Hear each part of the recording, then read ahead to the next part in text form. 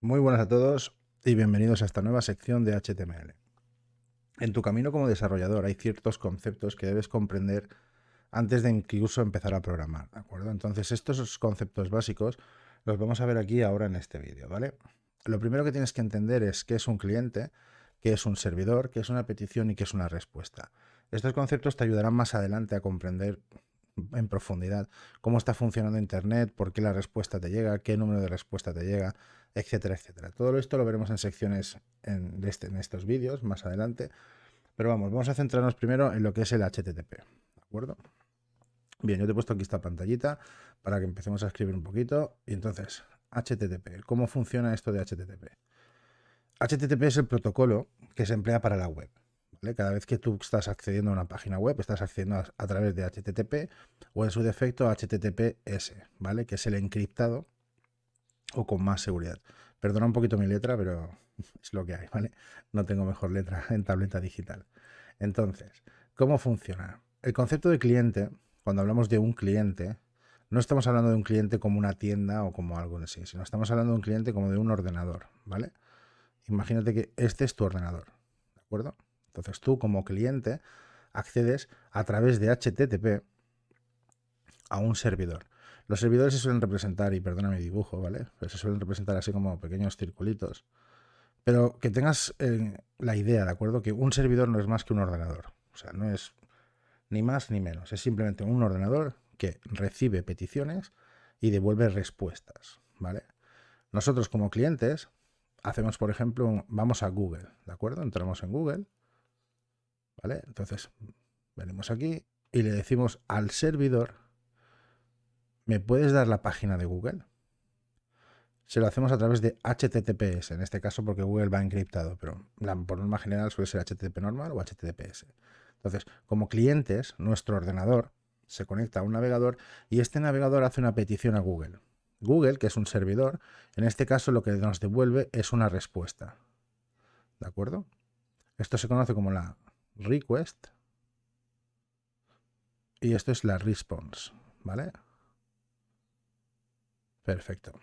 En Node, por ejemplo, se representan como req y res. ¿Vale? Pero bueno, para que te hagas una idea, nuestro ordenador hace la petición, hace la request a Google.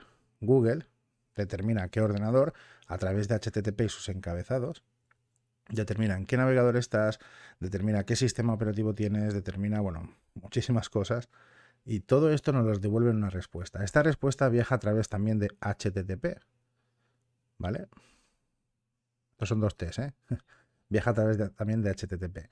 Viaja en respuesta, muchas veces puede ser este tipo de respuesta, puede ser en formato HTML, que es el más común para la web, ¿vale? Puede ser en tipo JSON, ¿de acuerdo? Puede ser bueno, en multitud de formatos, ¿vale? JSON así se representa con objetos. Puede ser en multitud de formatos. En el encabezado de la respuesta viaja esta información. Tu navegador lo recibe y es cuando tú lo visualizas, ¿de acuerdo? Entonces, si te envía HTML, tu navegador lo transpila, genera el DOM, ¿vale? Una vez que recibe una petición HTML, tu navegador genera el DOM y después del DOM lo que hace es renderizar todos los elementos para que tú veas la página web tal y como el cliente o el programador quiere que tú la veas. Entonces, esto es nuestro trabajo. Como desarrolladores tenemos que entender qué es una petición, qué es una respuesta, qué es un cliente y qué es un servidor y cómo funcionan cada uno, ¿de acuerdo?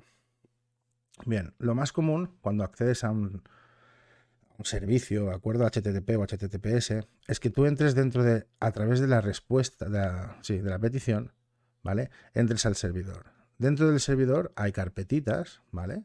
Hay diferentes carpetas. Dentro de estas carpetas habrá los diferentes archivos. Ya pueden ser HTML, pueden ser imágenes, pueden ser vídeos, puede ser lo que tú quieras, ¿de acuerdo? Habrá diferentes archivos. Todos estos archivos viajarán dentro de la respuesta, ¿vale? Y será cuando aquí se genere el DOM y el DOM te los renderice. Pueden ser imágenes, pueden ser vídeos de YouTube, puede ser lo que tú quieras, ¿de acuerdo? Esto es básicamente una petición HTTP y HTTPS explicada así a mi manera, ¿de acuerdo? Bien, quédate con esta imagen porque la veremos bastante más adelante, ¿vale? Vamos a borrar todo esto. Y ahora lo que vamos a ver es cómo trabaja el servidor, ¿vale? El servidor lo habíamos representado así, ¿eh? Con estas pequeñitas, bueno, o sea, es que se suele representar de esta manera, pero bueno, imagínate que es un ordenador normal y corriente. Un ordenador, imagínate que esto es un disco duro, ¿vale? Cada sección de aquí es un disco duro. Cada disco duro tiene diferentes carpetas, diferentes folders, ¿vale? Perfecto. Entonces, vamos a pensar o a imaginarnos que en este disco duro está almacenado la página de Google. Cuando le entra la petición, el disco duro lo que hace es reconocer que es una petición HTTP, devolver una respuesta, entra a esta carpeta, busca el archivo index.html, ¿de acuerdo? Si está configurado así, veremos que con Node se pueden configurar diferentes respuestas, que devuelva un index o que el punto de entrada sea otro. Por norma general, y vamos a estar hablando de HTML en esta serie, por norma general es el index.html. Por eso muchas veces ves que todas las páginas web empiezan con un index.html, porque en la carpeta raíz de nuestro proyecto, la carpeta index.html es la entrada, ¿vale?, de la petición. Entonces, este index.html que contiene todo nuestro código se devuelve, ¿vale?, al cliente, y el cliente lo renderiza como habíamos dicho antes, ¿de acuerdo? Esta es la importancia del por qué el archivo se llama index.html, ¿vale? Y no lo llamamos inicio, no lo llamamos home, no lo llamamos ninguna otra cosa. Vente conmigo al navegador y vamos a ver todo esto en una petición y una respuesta real. Muy bien, estamos aquí en el navegador y lo que vamos a ver es justo lo que habíamos visto anteriormente, ¿vale? Lo que es una petición y una respuesta. Estamos en una ventana incógnito, no tiene nada que ver, ¿de acuerdo? Entonces lo que vamos a hacer ahora es pedir a google.com que nos devuelva su página. Como ves aquí la dirección, google.com, tal. Entonces si tú te vienes aquí, borramos esto de aquí, le damos a google.com. Bien, ya tenemos la petición. Nosotros no vemos absolutamente nada del trasfondo de todo lo que está sucediendo, porque como usuario normal de la página web de Google o de cualquier otro sitio, no tienes el por qué ver todo este tipo de peticiones y datos que viajan en encabezados, etc. Pero sí que podemos acceder a ello, ¿vale? Si quieres acceder a lo que es la consola de Google, es muy sencillo. Solamente tienes que hacer un Control-Shift-I y aquí tienes la consola. O en su defecto, ¿vale? Si la cerramos, de hecho vamos a quitar esto de aquí, si la cerramos pulsas F12 y también tienes exactamente el mismo resultado, ¿de acuerdo? Bueno, pues súper. Si te fijas, esto está vacío, no hay ninguna petición, no hay nada. La consola se suele ver así. Nosotros vamos a irnos aquí arriba en la pestaña Network. Muy bien. Puede ser que a ti la consola te haya salido aquí abajo, ¿vale? No tiene nada que ver, es indiferente. A un lado, abajo, esto ya es por comodidad tuya donde tú quieras ponerlo. Vamos a dejarlo aquí abajo de momento para el ejemplo. Vamos a aumentar lo que es un poquito y vamos a aumentar también lo que es el network. Bueno, en Google tampoco hace falta aumentarlo, podemos dejar al 100. Vamos a aumentar esta zona de aquí. Bien, súper, entonces vamos a recargar la página y vamos a ver qué sucede. Si te fijas en consola no ha pasado nada, pero vamos a network. Aquí sí que ya han sucedido cositas, ves que ya tenemos aquí unos diferentes datos. Bien, esto es lo que te comentaba antes de la petición y de la respuesta, ¿vale? Si nosotros venimos aquí, si te fijas, yo tengo señalado fonts, pero si venimos aquí, podemos ver que hemos tenido todas estas peticiones al servidor, ¿vale?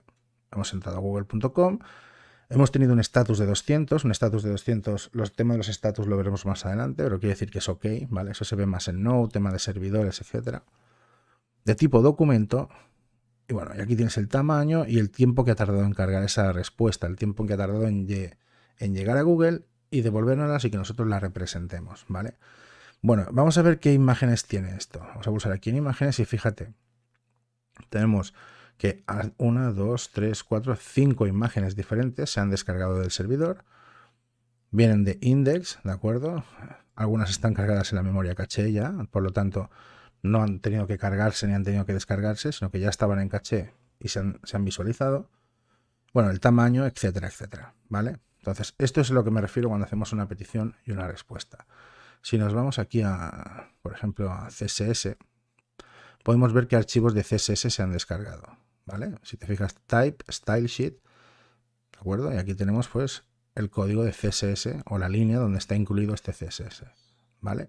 O sea, todo esto lo podemos inspeccionar de aquí desde la consola Networks, ¿vale? Entonces, me viene muy bien cuando estamos analizando una página web para ver los tiempos de carga o lo que se denomina la performance, ¿vale? Cómo está cargando la página, qué tiempo se está tardando en cargar las imágenes, si esa imagen era demasiado pesada o incluso si esa imagen la podemos guardar en memoria caché del cliente para que luego la página cargue mucho más rápido, etcétera, etcétera, etcétera. No te preocupes porque todo esto que estoy hablando lo veremos todo dentro de este bootcamp, así que tranquilo, poco a poco y paso a paso lo vamos a ir viendo todo, ¿de acuerdo?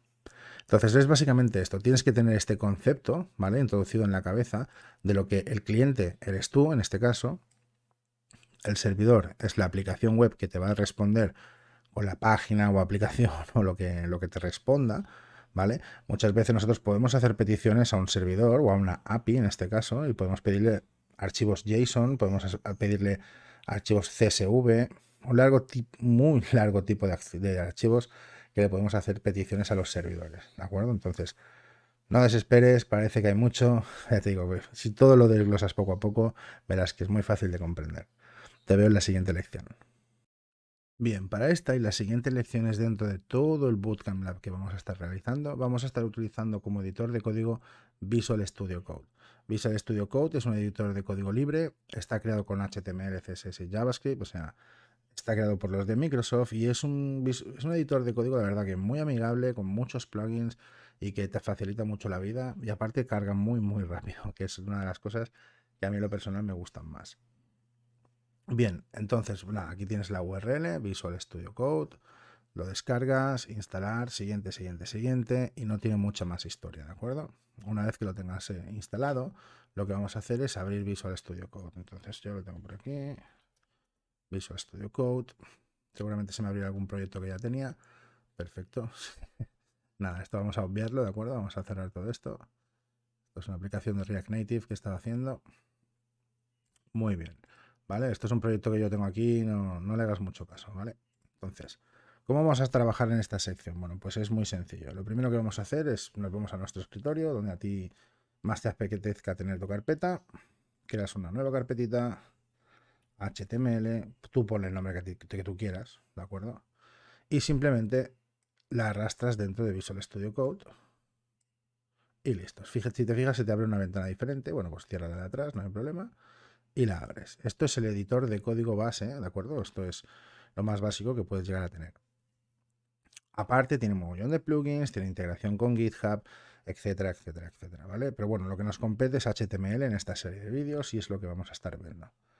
Bien, ¿cómo empezamos a trabajar con HTML o qué es HTML, ¿de acuerdo? Primero empecemos definiendo un poquito qué es HTML. HTML es un lenguaje de marcado. No es un lenguaje de programación, es un lenguaje de marcado. Esto quiere decir que emplea el marcado XHTML. Es un marcado que genera elementos con etiquetas de apertura y de cierre. Vamos a verlo mejor en un código, vamos a ver la estructura básica de un documento HTML, ¿vale? Entonces, aquí en el lado izquierdo aquí tienes el explorador de proyectos. Venimos aquí, creamos un nuevo archivo con este iconito y lo llamamos index.html. ¿Te acuerdas de lo que habíamos visto en la sección anterior de qué era el index y por qué había un index? Pues exacto, es por esto, index.html. Una cosita antes de empezar todo esto, y es que me gustaría que te descargases un plugin de Visual Studio Code, ¿vale? El plugin se llama, ¿ves esta pestañita de aquí? Con cuadraditos que se separan. Vamos a aumentarlo un poco y así se ve bastante mejor. Sí, perfecto. Esta pestañita de aquí. Bueno, pues vienes aquí al buscador y le pones Live Server. Basta con que tipes, bueno, aquí está, Live Server, ¿vale? De Read Weekday. 9 millones, casi 10 millones de descargas, una pasada, ¿vale? Entonces luego más adelante veremos cómo utilizar este plugin, pero simplemente le das aquí a instalar, se te instala automáticamente, se te habilita automáticamente, tú no tienes que hacer absolutamente nada más, ¿vale? Recuerda el plugin del Live Server, muy importante para seguir esta sección de HTML. Bien, listo, volvemos al editor de proyectos, estamos aquí en nuestro archivo index.html y vamos a ver la estructura básica de un HTML básico. La estructura básica de un documento HTML es muy sencilla en realidad, ¿vale? Lo más básico es sencillo. Y es simplemente, bueno, podríamos ir elemento por elemento, lo que vamos a hacer es utilizar las herramientas que tenemos a nuestro alcance. En este caso, Visual Studio Code viene con Emmet, y emites un abreviador que nos da una serie de snippets, ¿vale? Estas palabras quizá te suenen un poco raras, no te preocupes, te irás habituando a ellas. Un abreviador simplemente que tú pones una palabrita, genera un snippet y ese snippet lo que hace es generar una porción de código automáticamente. Fíjate, yo pongo HTML y ya me salen como una serie de, ¿vale? De coincidencias con HTML normal. Ves que pone aquí emmet abbreviation, ¿vale? O sea, abreviación de emmet, HTML 2.5 y HTML XML. Entonces, nosotros utilizaremos HTML 2.5, ¿vale? Si tú pulsas aquí, fíjate que te genera una estructura básica de un documento HTML del tirón de una. Muy sencilla, pero con la que ya tú ya puedes empezar a trabajar. Entonces, todo esto ya te lo estás ya no lo estás escribiendo tú, ya te lo acortas y quieras que no, pues te ahorran mucho, mucho trabajo, ¿de acuerdo? Vamos a explicar un poquito qué es toda esta estructura y cómo funciona. Muy bien, si te fijas, empezamos por la parte superior, tenemos lo que se llama un doctype, ¿vale? Todo este mayor que, menor que, ahora te explicaré el sentido del por qué tiene esto, ¿de acuerdo? Pero bueno, vamos a empezar con lo que es el doctype. Doctype le dice qué tipo de documento es esto, ¿vale? Esta información es para el navegador. Le está diciendo al navegador, escucha, esto es un documento HTML, ¿vale? HTML no es case sensitive, quiere decir que no reconoce entre mayúsculas y minúsculas. Si tú pones aquí el doctype en minúsculas, se exactará, o sea, funcionará exactamente igual. Por convención, pues se pone en mayúsculas, ¿de acuerdo? Pero bueno, nada más lejos de la realidad. O sea, puedes utilizarlo en minúsculas si quieres. Listos. Bueno, ahora viene cuando definimos HTML. Como te he dicho, era un lenguaje de etiquetado o de marcado. ¿Qué quiere decir esto? Que tiene una etiqueta de apertura y una etiqueta de cierre, ¿vale? Yo de momento voy a borrar todo esto y te voy a enseñar lo que son las etiquetas o elementos. Se le llama etiqueta o elemento a todo aquello que va entre mayor que y menor que. Por ejemplo, como hemos visto, teníamos una etiqueta HTML, perdón. Pero cada etiqueta, a excepciones, hay algunas que no necesitan su etiqueta de cierre, pero por norma general todas las etiquetas necesitan su etiqueta de cierre. ¿Vale? La etiqueta de cierre es exactamente igual, se hace con el mayor que barra inclinada hacia la derecha, el nombre del elemento, en este caso HTML, menor que. ¿Vale? Entonces podemos tabular.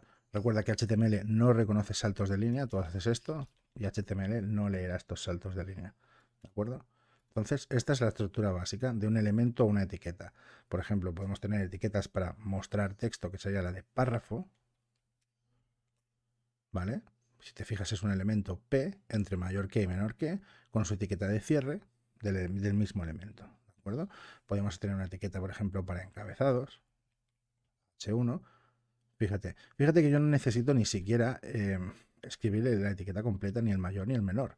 ¿De acuerdo? Mira, voy a borrar esto para que lo veas. Yo simplemente pongo una P, le doy a tabulador y ya me pone el elemento P directamente. ¿De acuerdo? O sea, no necesitas tener que estar abre, P, cierra, abre, barra, P, cierra. No necesitas hacer eso, ¿de acuerdo? Bien, entonces habíamos dicho que la estructura básica de un HTML5. Y es esta. Ya habíamos visto lo que es el doctype, ¿vale? Ya hemos visto lo que es el elemento HTML. Este es el elemento que engloba toda nuestra página, ¿vale? Si te fijas es el elemento padre, o sea, el elemento superior, imagínate que es como un árbol, pues esta es la raíz, ¿de acuerdo? Dentro de HTML va contenido todo lo demás.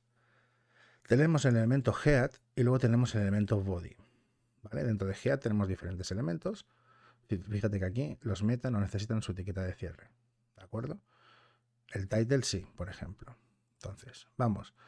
HTML o el lenguaje de HTML tiene ciertas propiedades. Pero bueno, esto lo veremos en la siguiente lección porque no quiero hacer los vídeos demasiado largos y no quiero sobrecargarlos, ¿vale? Muy bien, continuamos con el documento HTML que habíamos creado en la sección anterior y vamos a ver lo que es la etiqueta head y la etiqueta body, o el elemento head o body, ¿de acuerdo? Cuando hablamos de etiquetas también hablamos de elementos porque en definición son lo mismo. La etiqueta head contiene metainformación, y esto puede sonar un poco raro, suena muy futurista, o información para el navegador, no para nosotros como clientes, ¿de acuerdo? Nosotros como clientes entraremos a una página web y la información que contenga esta etiqueta head nosotros no la vamos a visualizar. Es aquí, por ejemplo, donde nosotros linkeamos CSS, donde podemos linkear archivos de JavaScript, etcétera, etcétera, ¿de acuerdo? Cosas que veremos en secciones posteriores, perdón.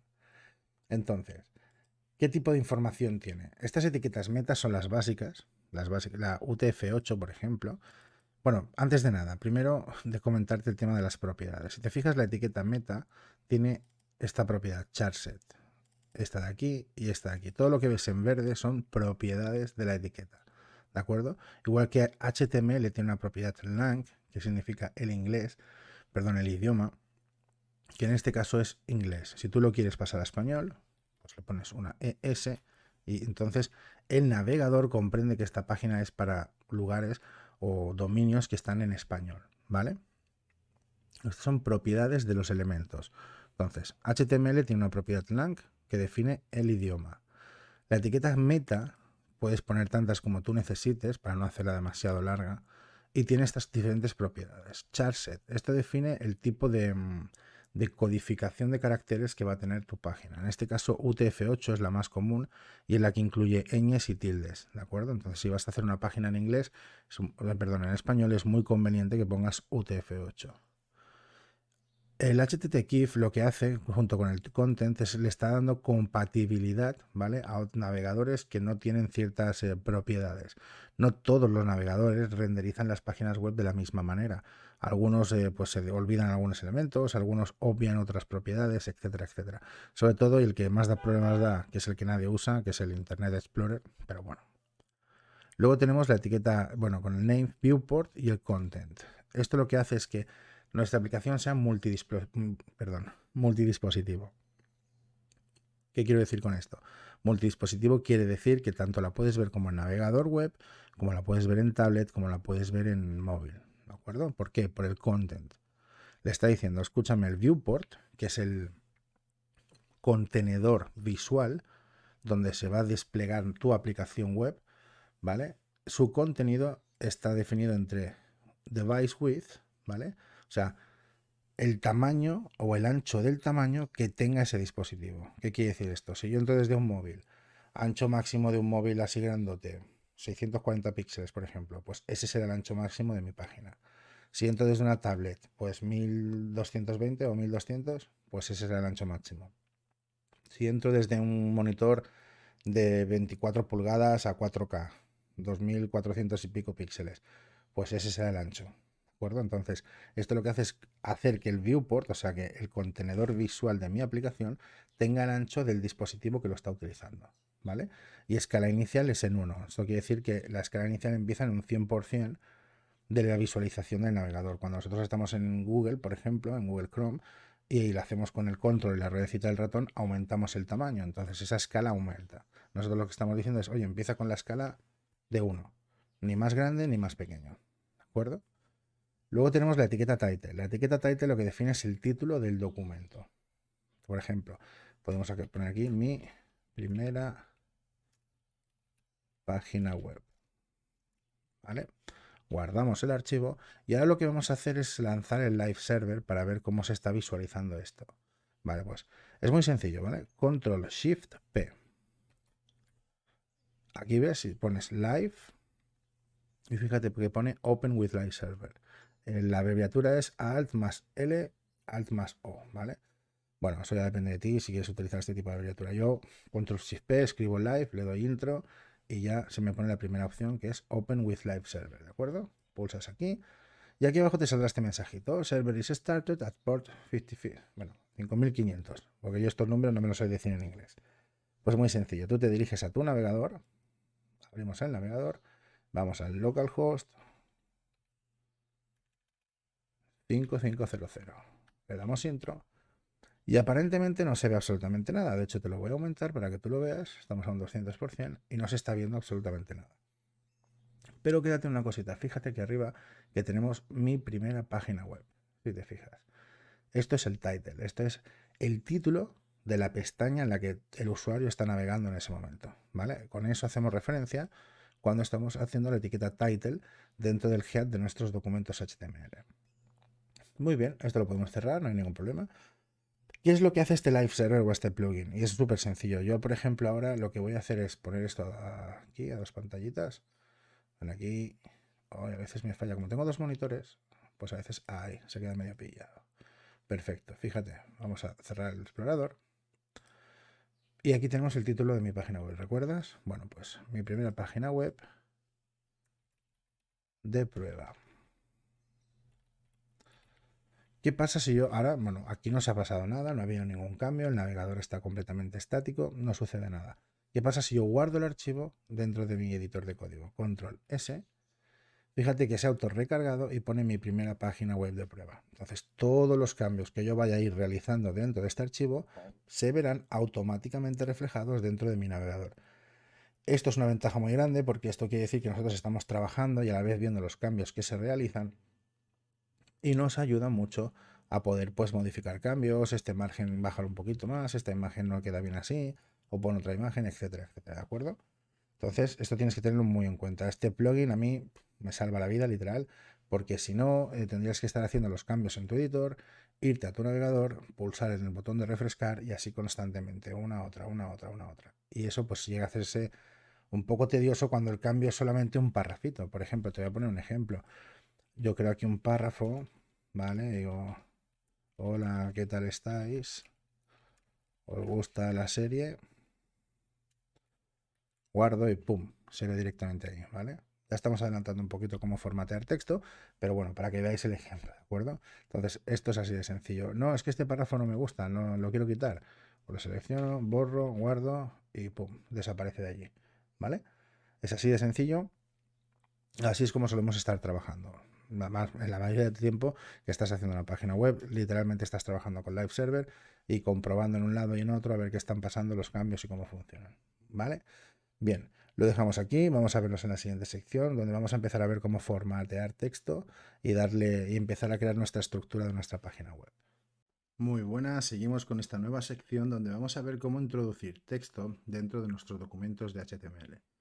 Hasta la fecha habíamos visto cómo introducir, bueno, metainformación para que el navegador la representara o la interpretara y nos pusiese el tema de caracteres, el UTF-8, ¿de acuerdo? O nos pusiese el tamaño inicial del dispositivo que estábamos utilizando en ese momento.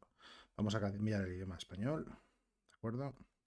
Y listos. Entonces, todo documento HTML o todo lo que se va a renderizar dentro de un documento HTML va encapsulado dentro del elemento body, como puedes estar viendo aquí.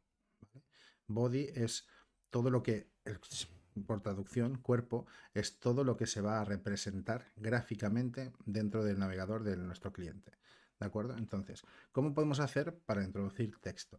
Tenemos múltiples formas de introducir texto, tenemos listas ordenadas y desordenadas, tenemos párrafos, tenemos encabezados, tenemos, bueno, múltiples maneras de introducir texto. Si nosotros introducimos texto aleatoriamente sin encapsularlo dentro de ningún elemento, por ejemplo, un texto cualquiera,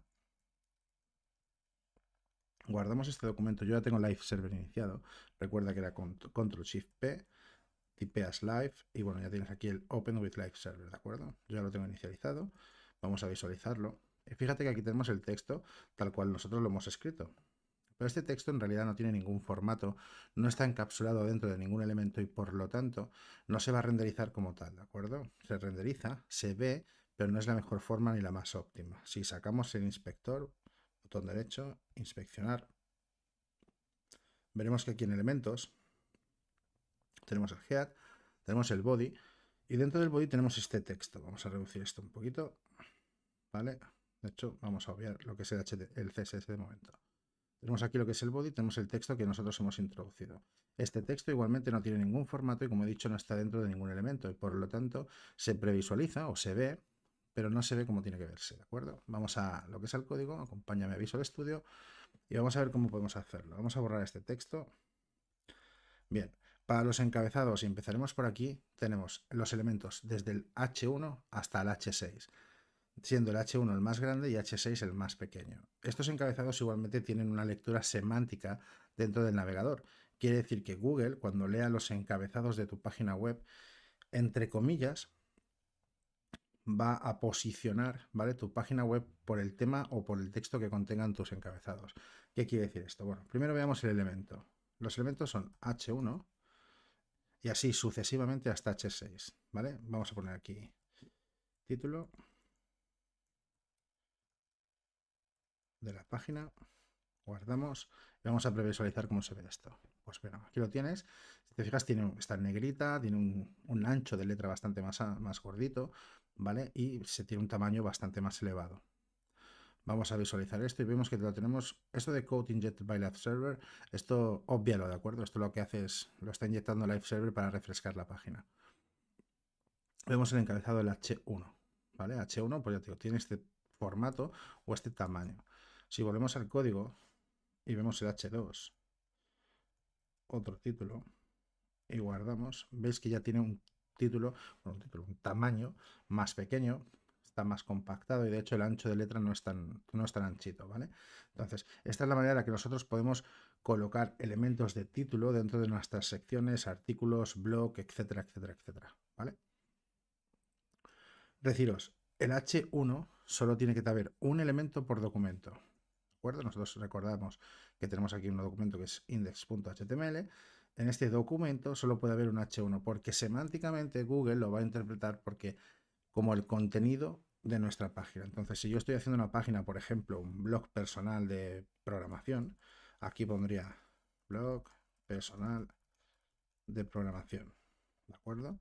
Entonces, Google, se me ha colado, ahí va, aquí, ¿vale? Google interpretará que por mi H1 esta página o este documento, ¿vale? Su intención principal a la hora de comunicar lo que quiere comunicar es que es un blog personal de programación, ¿vale? Google lo interpreta así.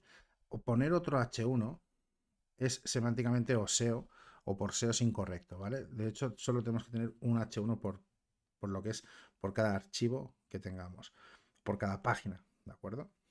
Entonces, bien, ya tenemos los aquí es el H1, ya sabemos cuáles son los encabezados, se escriben con H. Y otra cosita que te quería comentar es cómo podemos comentar nuestro código dentro de HTML. Porque no es un lenguaje de programación, pero sí que puede tener comentarios, ¿vale? Si te fijas, ya lo habíamos visto, con el mayor que, bueno, el menor que, exclamación doble guión, y luego se cierra con doble guión mayor que.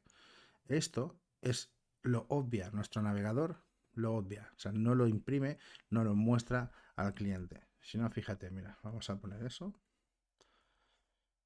Ves que ya Visual Studio Code ya me lo autocompleta y esto es un comentario del tamaño de H1. Yo guardo, vuelvo y fíjate que aquí esto es un comentario del tamaño de H1. Aquí no se está visualizando, el cliente no lo va a ver, pero internamente a nivel de código pues a mí me interesa a veces comentar pues esto es una sección o esta sección trata de esto, ya no solamente para mí, sino para que otros desarrolladores que estén viendo mi código puedan interpretar qué es lo que estoy haciendo en ese momento en esa parte del código. Es muy importante que comentemos nuestro código, ¿vale? Bien, visto el H1, vamos a ver el párrafo. Y el párrafo es un elemento muy sencillo, simplemente es con la P y tabulas. Y se autocompleta directamente como un párrafo. El párrafo tiene varias características que ya veremos a continuación, ¿vale? Entonces vamos a hacer un lorem. Vamos a guardarlo y vamos a ver qué pasa. Cuando haces lorem y tabulas, en Visual Studio Code hace esto, ¿vale? Te escribe un lorem, texto de relleno, que nosotros llamamos, ¿vale? Entonces si lo puedes, para visualizarlo mejor, ¿de acuerdo? Y que veas la etiqueta de cierre, vamos a hacerlo así. Es que claro, también está muy aumentado, por lo tanto, aquí. Ves que tiene su etiqueta de párrafo de abertura y su etiqueta de párrafo de cierre, ¿de acuerdo? Entonces, vamos a ver cómo se visualiza dentro del navegador y fíjate, ha dejado un espacio tanto arriba como abajo, aunque no lo estés viendo, ¿vale? Tiene un espacio tanto arriba como abajo. Esto es un párrafo, ¿vale? Entonces, si nosotros queremos escribir varios párrafos, de hecho, mira, voy a copiar este mismo código, control C, en Mac comando C y control V. Guardo y vamos a visualizarlo. Fíjate cómo me deja el espacio arriba y me deja el espacio abajo. De hecho, si yo lo inspecciono, ves que lo que está en naranja son los márgenes, ¿vale? Y lo que está en azul es el contenido. Entonces, fíjate que me ha dejado un margen hacia arriba y un margen hacia abajo. No tengo márgenes laterales, pero sí que me ayuda a la hora de formatear texto, ¿de acuerdo? De una manera muy sencilla. Luego, en las siguientes secciones en CSS veremos cómo podemos modificar todo esto, márgenes, etcétera, colores, tal. Pero bueno, estamos en lo que estamos, ¿vale? Y es el tema de cómo formatear texto. Entonces, de esta manera tenemos lo que es los H1 o encabezados y tenemos cómo poder introducir párrafos dentro de nuestro código. Recuerda una cosa que es que no se reconocen los saltos de línea dentro de HTML. ¿Y esto qué quiere decir? Fíjate que yo aquí, ves que aquí tengo un salto de línea, aquí tengo otro, aquí tengo otro, aquí tengo otro, pero me lo pone todo recto, ¿vale? Me lo pone todo de seguida, de continuo, y no me está haciendo estos saltos de línea. Esto es así porque HTML no los reconoce, ¿de acuerdo? Si yo me vengo al código y aquí le meto 4 saltos de línea y guardo, aquí no se van a visualizar, ¿ves? Simplemente porque no los reconoce, ¿de acuerdo? Los obvia. Entonces tú puedes formatear tu código como a ti te dé la gana, siempre respetando o sabiendo, ¿vale? Que el párrafo lo que hará es que después de la etiqueta de cierre, pues le guardará un margen tanto superior como inferior. En esta nueva sección vamos a estar viendo las tablas. Algo que está últimamente un poco en desuso y la gente no está utilizando mucho, por lo que yo veo últimamente en la web, no veo muchas tablas, pero siempre es bueno que tengas el conocimiento de cómo visualizarlas. La gente las ha sustituido un poco por las listas desordenadas o las listas ordenadas, aunque se utilizan más las listas desordenadas, que habíamos visto en la sección de listas, pero bueno, hay que saber utilizarlas, hay que saber manejarlas, hay que saber cómo implementarlas dentro de HTML. Es muy sencillo, tenemos un elemento que se llama table, ¿de acuerdo? Y dentro de table vamos a ir analizando, bueno, vamos a ir desmenuzando un poquito tanto los heads como las columnas y filas, ¿vale? Bien, table de por sí, si yo guardo esto y visualizo el navegador, table de por sí no renderiza nada, ¿vale? Vamos a cerrar aquí, podemos ver el inspector de elementos y vamos a ver cómo no tenemos nada dentro de body. Bueno, tenemos un table, pero no hay absolutamente nada dentro. Entonces, vamos a ver. Primero tenemos el table head, ¿de acuerdo? Entonces, primero, table row, tr. Dentro del tr vamos a poner el table head, th. Y aquí, por ejemplo, ponemos encabezado 1, ¿vale? Vamos a poner otro para que tenga más de sentido. Encabezado 2. Vamos a guardar y vamos a ver qué sucede. Fíjate, ya tenemos encabezado 1 y encabezado 2, ¿vale? Ahora lo que vamos a hacer es el cuerpo de la tabla.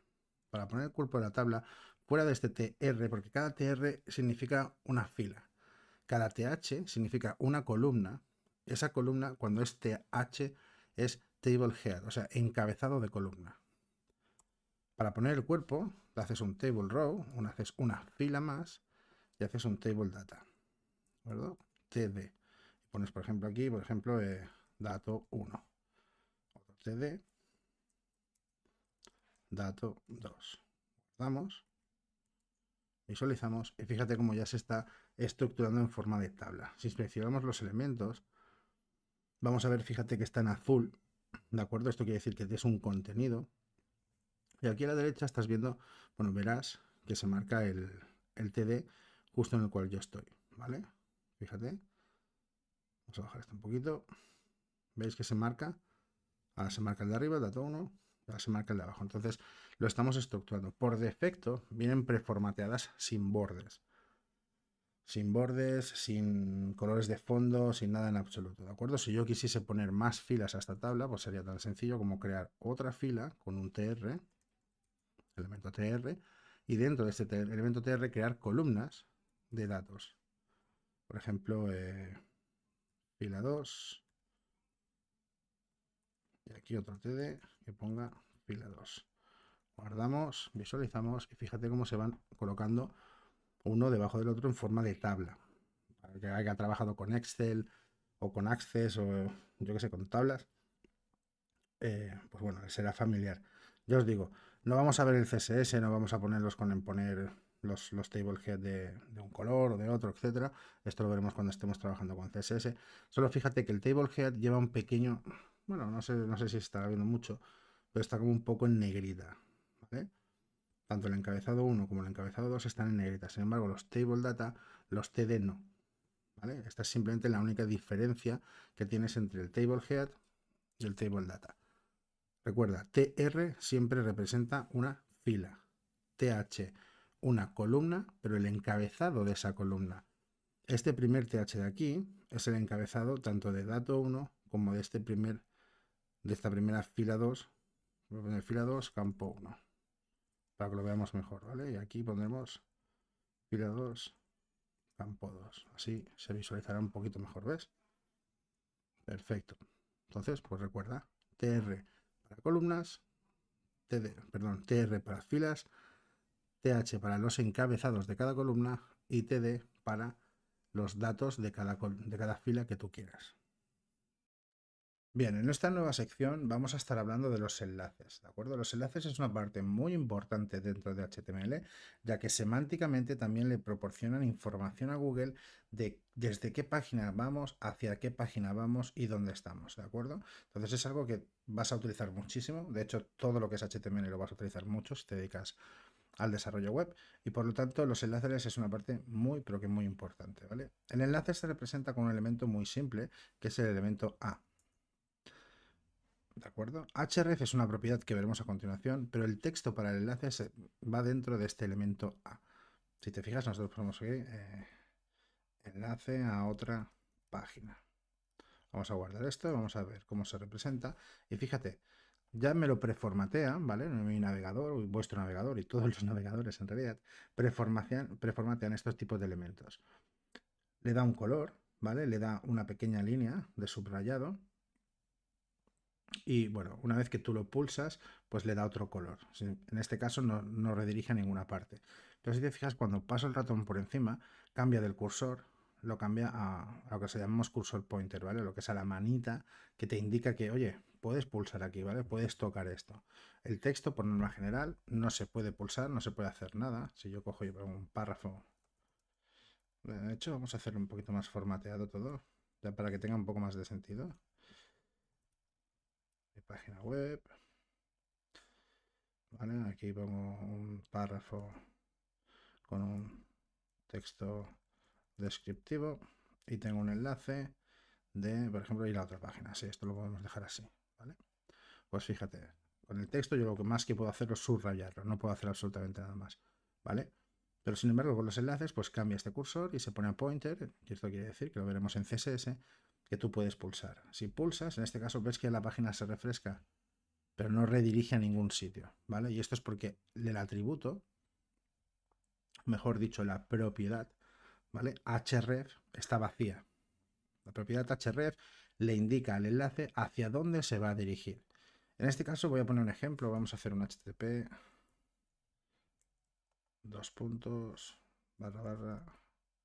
google.com, ¿vale? Por ponerte un ejemplo así sencillo. Y el texto del enlace lo vamos a cambiar a ir a Google. ¿Dónde vas? Es que yo también escribo de una manera a veces. Ir a Google. Muy bien. Fíjate, el texto ha cambiado. Y fíjate que ya está en azul, no está en el mismo color que estaba. Y esto es porque tiene dos estados. Uno que es el estado cuando no se ha pulsado y otro que es el estado cuando se ha pulsado. Esto lo veremos más en CSS igual. ¿Vale? Entonces, ¿qué pasa si yo pulso aquí? Pues que me va directamente a la página que yo le he indicado, a Google. ¿De acuerdo? Así de sencillo.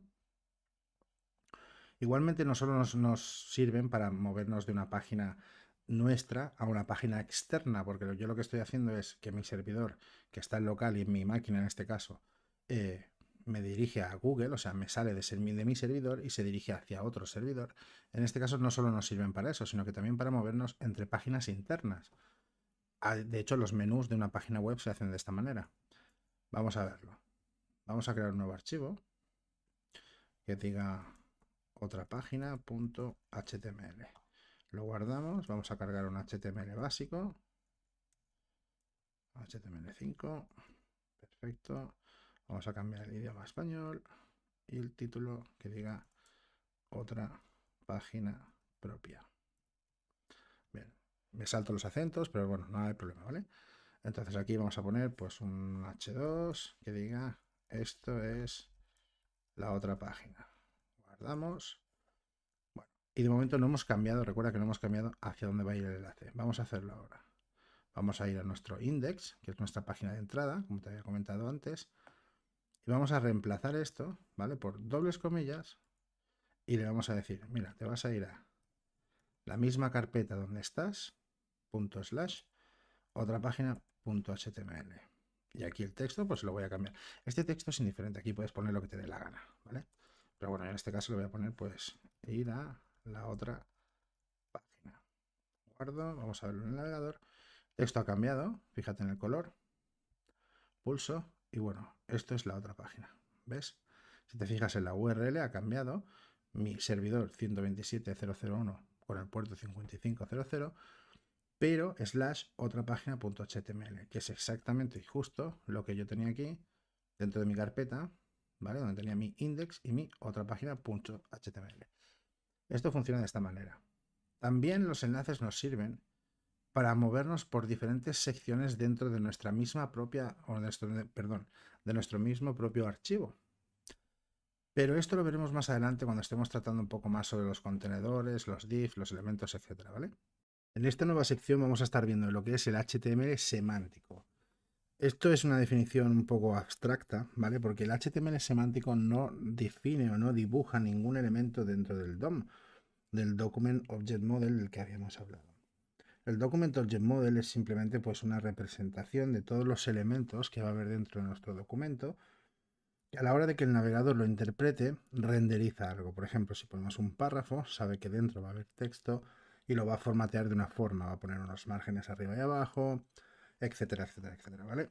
Entonces, cuando estamos hablando de HTML semántico, estamos hablando de elementos que van dentro de nuestro navegador, pero que no renderizan de ninguna forma. ¿De acuerdo? Recuerda, estos elementos son simplemente semánticos, es para indicarle al navegador, pues oye, aquí hay una barra lateral, aquí hay una imagen, aquí hay un header, aquí hay un contenido principal, aquí hay un menú de navegación, etcétera, etcétera, ¿vale? Te he hecho una pequeña definición, bueno, un pequeño resumen del HTML semántico que más se utiliza dentro de los navegadores o dentro de las páginas web, ¿vale? Te lo voy a ir definiendo uno por uno y vamos a ir viendo, pues luego veremos una imagen de ejemplo de cómo funciona todo esto, ¿vale? Aside hace referencia a la barra lateral, ¿vale? Barra lateral de menú o barra lateral donde tú pongas diferentes secciones de noticias.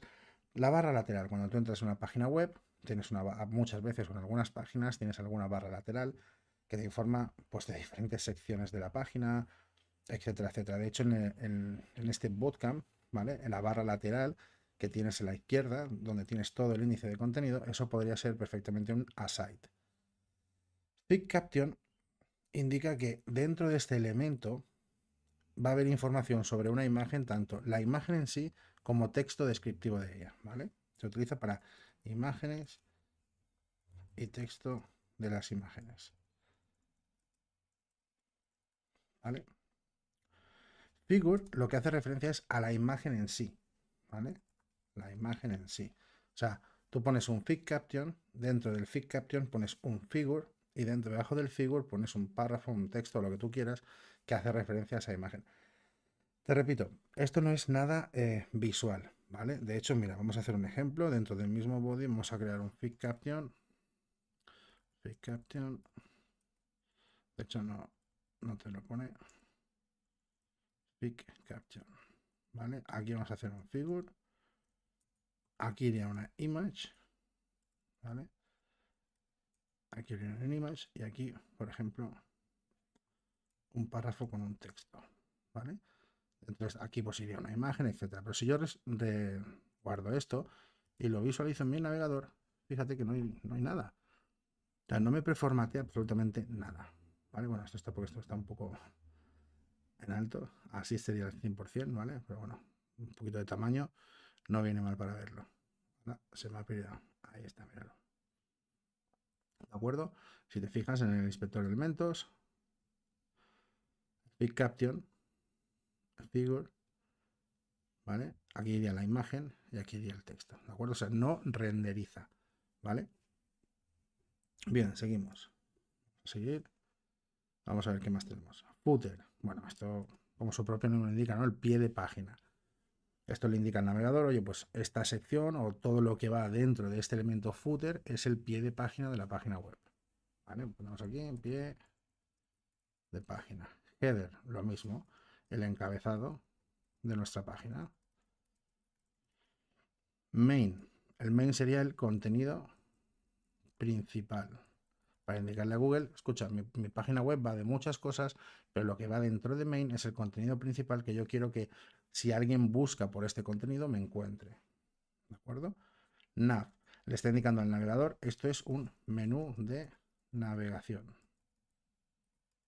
De hecho, Bootstrap y muchas librerías de CSS utilizan la etiqueta nav, ¿vale? Section, lo que está diciéndole es esto es una sección de mi página. Y time lo que está indicando es que aquí dentro irá, pues, por ejemplo, con un reloj con una cuenta atrás, el reloj con la cuenta local, etcétera, etcétera, ¿vale? Tiempo. O sea, estamos indicándole al HTML y al navegador, dentro de este elemento, irá algo relacionado con tiempo, ¿vale? Bien, vamos a borrar esto de aquí. Ya hemos visto esto. Vamos a ver cómo funcionaría esto dentro de una página, en una imagen, ¿vale? Fíjate. Tenemos aquí lo que es el header, ¿de acuerdo? Dentro del header tenemos una etiqueta nav. Dentro del nav tendríamos un menú. Tenemos una etiqueta article, que esta no la hemos visto. Creo que no la he puesto aquí. No, pero aquí podría... Ah, bueno, sí, mira, está aquí arriba. No me había dado cuenta. Vale, esta etiqueta article está indicando que esto es un artículo de mi página. ¿De acuerdo? Entonces tendríamos esta etiqueta article. Dentro de la etiqueta article tendríamos una etiqueta figure, que le está indicando a mi página, oye, esto es una imagen. Tú puedes colocar el elemento image tal cual, colocar la imagen y se verá, por supuesto. Pero si semánticamente quieres que Google te indexe mejor, que Google te encuentre mejor, Google o cualquier otro buscador, ¿vale? Digo Google porque es el más famoso, que todo el mundo utiliza, pero bueno, cualquier otro. Pues tienes que indicar semánticamente qué hay dentro de cada cosa, ¿vale? El aside, como te he dicho, la barra lateral y el footer. Este article, en esta imagen, bueno, pues está un poco así, la he descargado de internet, pero yo lo personal pondría aquí un main. Todo esto de aquí sería un main. Dentro de ese main pondría un article. Dentro de ese article pondría un section. Y dentro de ese section pondría el figure y el texto que yo quisiera. Eso es como semánticamente yo lo haría, ¿vale? ¿Está bien así? Sí. ¿Está bien como yo digo? También. Hay diferentes formas en el desarrollo web. Hay muchas formas de llegar al mismo problema y de solucionar el mismo problema. Entonces, está bien así. Luego, hay un elemento que también tenemos que ver, perdón, ya se me saca un poquito la boca. Hay un elemento que también tenemos que ver, que es el elemento div, ¿vale? El elemento div es un elemento contenedor. Igualmente, como todos los elementos semánticos, ¿vale? No renderiza absolutamente nada, no preformatea, no tiene márgenes, no tiene padding, no tiene colores, no tiene nada. Pero nos ayuda a maquetar un poco más el contenido de nuestra página, ¿de acuerdo? Por ejemplo, esto lo veremos mejor cuando veamos CSS, pero si yo, por ejemplo, quiero dos secciones diferenciadas, pues hago un div, ¿vale?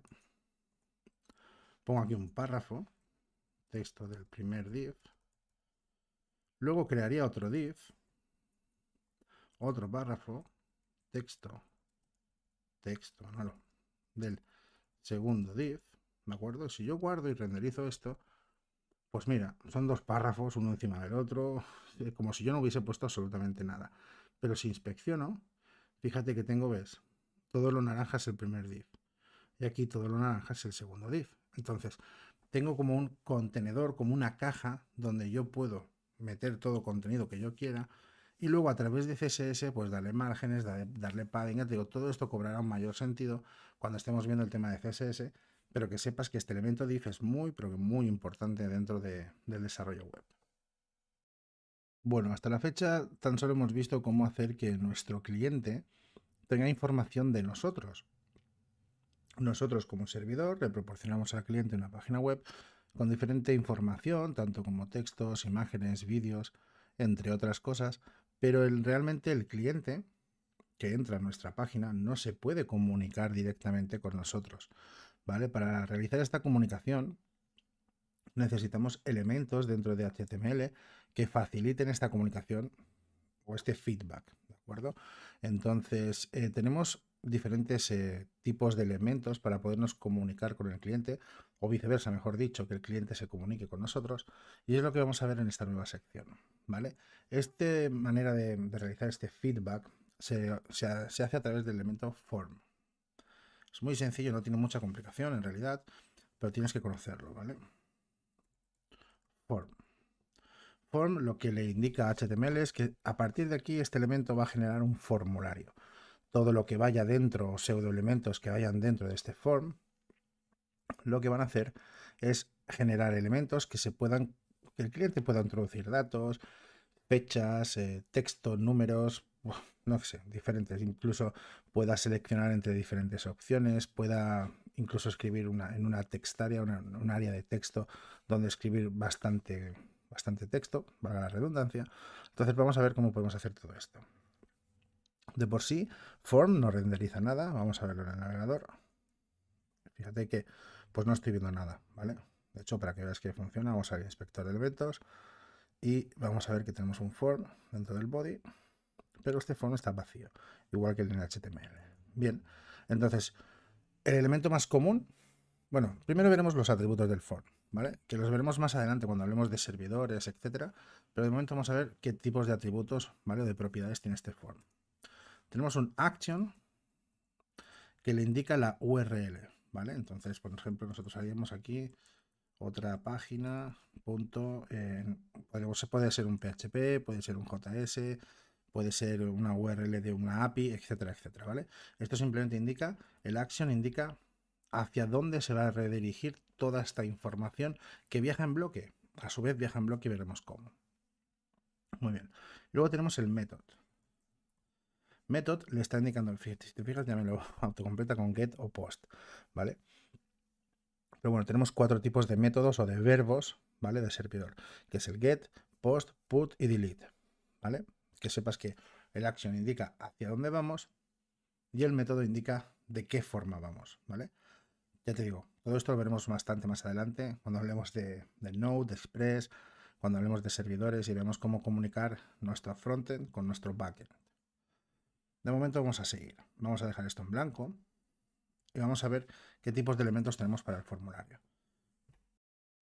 Bien, vamos a empezar por el elemento más común que tenemos dentro de los formularios, que es el elemento label. Label lo que hace referencia, o es un elemento que hace referencia a uno de los otros elementos que vamos a tener dentro del formulario. Lo vamos a ver mejor dentro de código, porque a veces hay cosas que no es que sean complejas de explicar, simplemente que se ve mejor con un ejemplo, ¿vale? Entonces, el elemento label tiene un atributo que se llama for, o sea, ¿para quién? En este caso vamos a poner nombre. Nosotros dentro de este elemento label, por ejemplo, podemos poner nombre, 2 puntos. Vamos a guardar y vamos a ver qué está sucediendo. Aquí en el navegador. Y aquí lo tenemos. Puedes ver nombre, 2 puntos. No sucede absolutamente nada. De momento el cliente no se puede conectar con nosotros. No nos puede introducir datos a nosotros para nosotros trabajar con ellos. Pero bueno, vamos a ver para qué y perdón, se utiliza este elemento label. Suele ir muy acompañado del elemento input.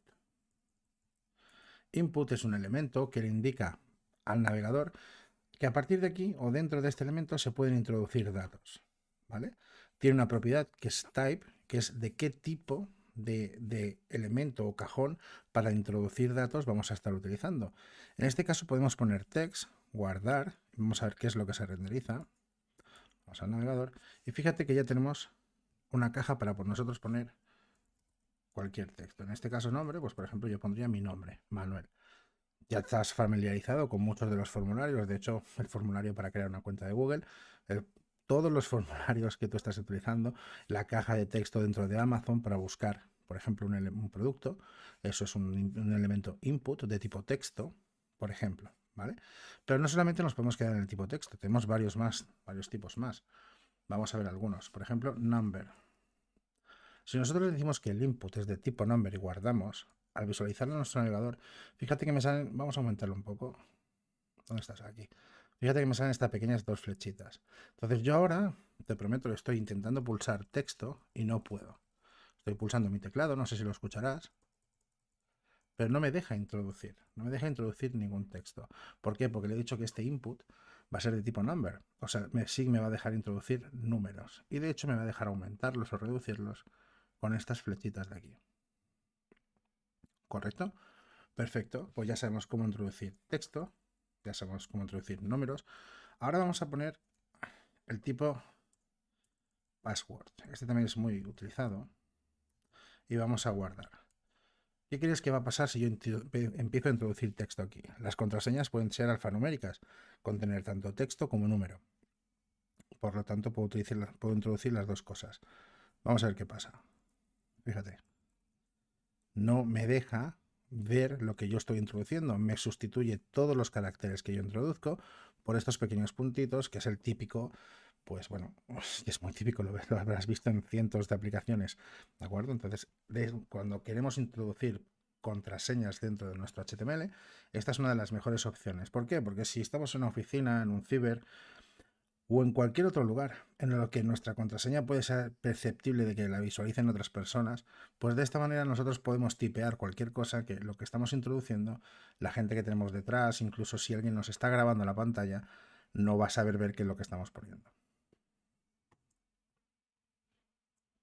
Bien, entonces vamos a continuar. ¿Qué tipo tenemos más? Tenemos el tipo email. Vamos a borrar este email y vamos a guardar. El tipo de email exactamente igual, es de tipo texto.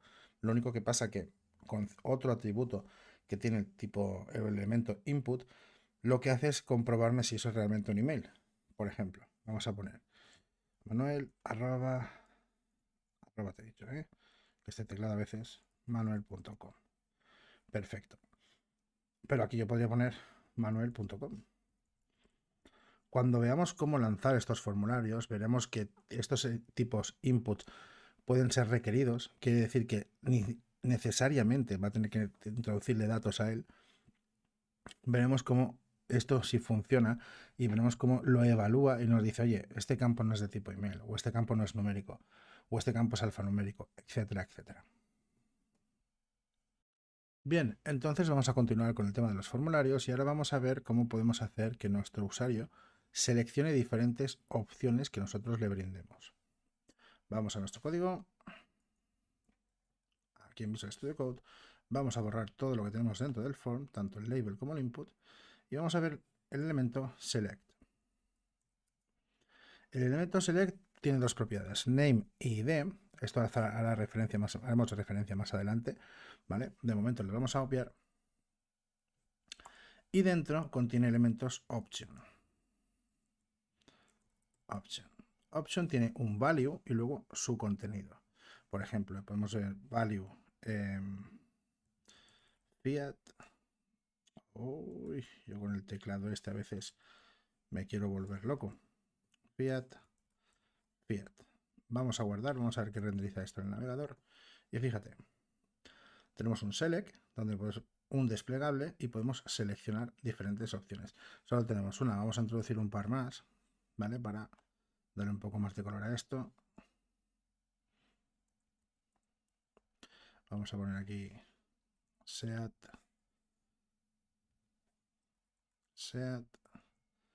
Y aquí igual Ford. Son marcas de coches de aquí de España. Ford. Bueno, no son españolas todas, pero bueno. Bien, vamos a ver el navegador y vemos cómo tenemos Fiat, la primera, Seat, se queda seleccionada, y Ford. De esta manera nosotros le podemos indicar al cliente, pues oye, mira, selecciona tu marca de coche, ¿vale? Y te repito, esto no tiene ningún tipo de CSS, ¿vale? Es el preformateado que viene por defecto cuando tú introduces el elemento dentro de un documento HTML. Cuando estemos viendo CSS, veremos cómo darle pues más anchos, más altos, un padding, otro color, que la flechita sea un poco más vistosa, etcétera, etcétera, ¿vale? Pero bueno, que sepas que esta es la manera de introducir en un formulario, ¿vale? La manera en la que tenemos de introducir el elemento select y el elemento option para ir pues marcándole diferentes opciones al usuario.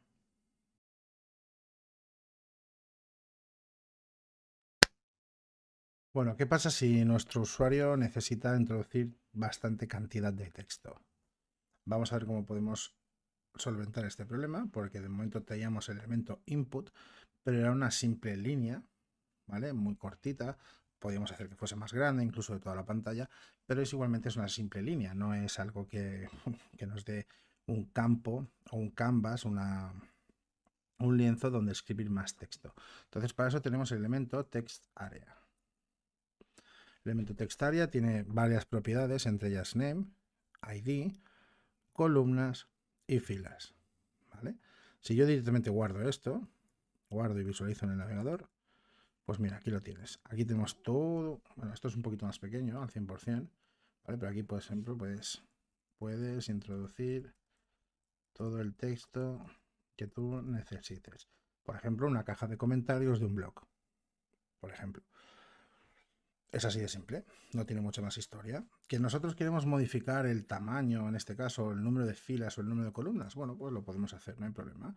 Le decimos, mira, lo quiero de 60 columnas, y de 30 filas, por ejemplo. Guardo, previsualizo y aquí tengo un textarea bastante más grande. De todos modos, este textarea es editable. ¿Qué quiere decir esto? Si te fijas, tiene aquí como un pequeño rebordecito, ¿ves? En el que yo puedo estirar o acortar, ¿no? Entonces yo pulso aquí y puedo modificarlo. Esto no modifica en realidad ni el CSS, ni las proporciones de mi página, ni nada en absoluto. Es simplemente un efecto visual para que el usuario se sienta más cómodo a la hora de escribir. Pero que sepas que no estás modificando en ningún momento el CSS de este elemento, ¿de acuerdo? Cuando tú lo estás moviendo, fíjate que dentro de lo que es el inspector de elementos te está dando el ancho y el alto en ese momento, pero realmente no se está modificando, ¿vale? Si tú recargas la página, entonces esto vuelve exactamente a su tamaño que tú le habías indicado, ¿vale?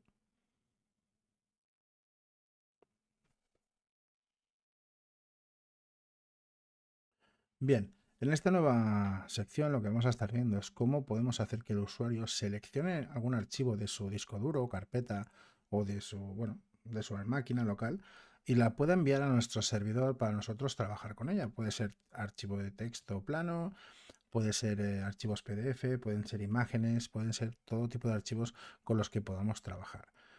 Este no tiene ningún elemento en específico para trabajar con él dentro de los formularios. Se trabaja a través del elemento input, pero hemos querido verlo aparte porque, bueno, pues que tiene sus diferencias, ¿no? Entonces vamos a ver el elemento input y le vamos a decir que es de tipo archivo, type file.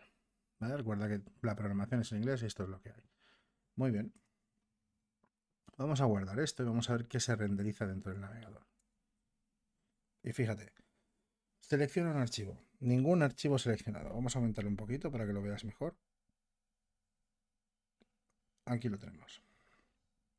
Pulsas aquí y puedes seleccionar cualquier archivo. Vamos a seleccionar este, a abrir. Y fíjate que se me pone el nombre del archivo que yo he seleccionado, portada-html.jpg. Para que esto funcione, ¿vale? Para que luego al pulsar el botón de Submit, que veremos más adelante dentro de esta sección, y se pueda enviar este archivo a nuestro navegador, bueno, perdón, mejor dicho, a nuestro servidor, el formulario debe tener una serie de características y entre ellas, acompáñame a Visual Studio Code y vamos a ver cuáles. Bueno, una serie no, en realidad solamente es una y es el NCType. Esta es una propiedad que le indica, ¿vale?, a mi navegador qué tipo de archivos pueden viajar a través de este formulario. Application XWW Form URL Encoded, Multipath Form Data o TextPlain, ¿de acuerdo? Application es para enviar tipos de archivos tipo JSON o que tengan algún tipo de script de decodificación. Multipath Form Data es para enviar cualquier tipo de archivo. Y TextPlain es para enviar, pues eso, texto plano.